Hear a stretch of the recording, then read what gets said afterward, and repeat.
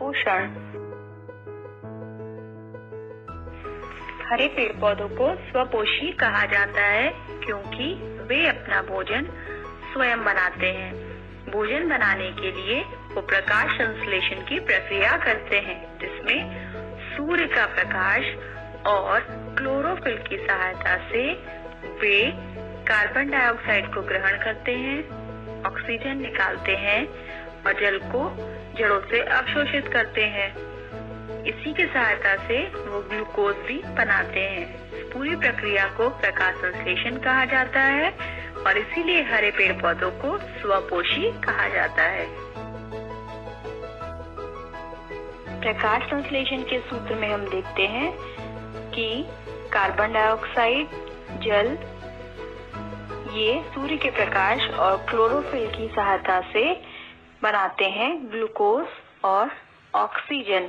6CO2 plus 6H2O they form C6H12O6 जो कि glucose है और 6O2 जो कि ऑक्सीजन है।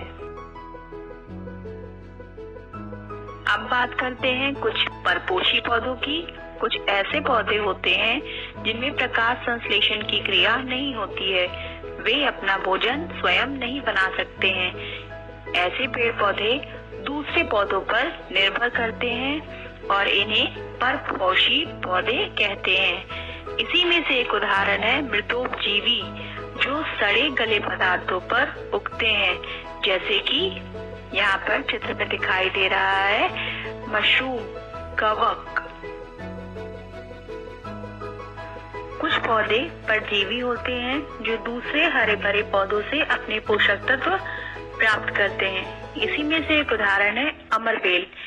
ये हरे पेड़ पौधों के ऊपर पूरी तरह से लिपट जाती है और अपने चूषक जड़ों से उसके सभी पोषक तत्वों को सोख लेती है, इसीलिए इसका नाम दिया गया है अमरबेल।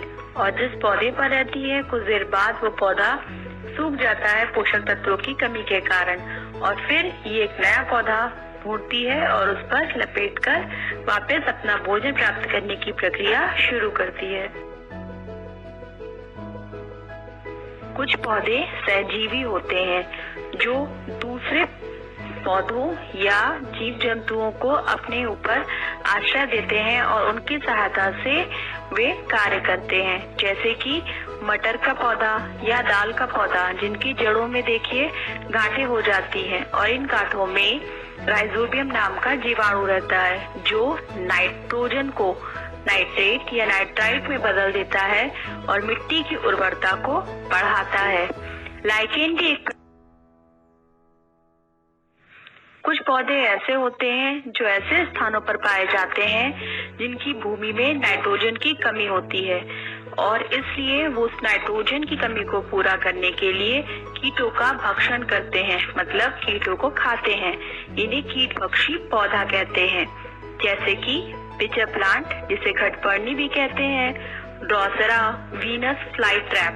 देखिए इसमें जैसे ही कोई कीड़ा या छोटे जीव जंतु इनके पास आते हैं तो तुरंत यह पकड़ लेते हैं और उनका पोषक तत्व पूरी तरह से सोख लेते हैं और अपने नाइट्रोजन की कमी को पूरा करते हैं।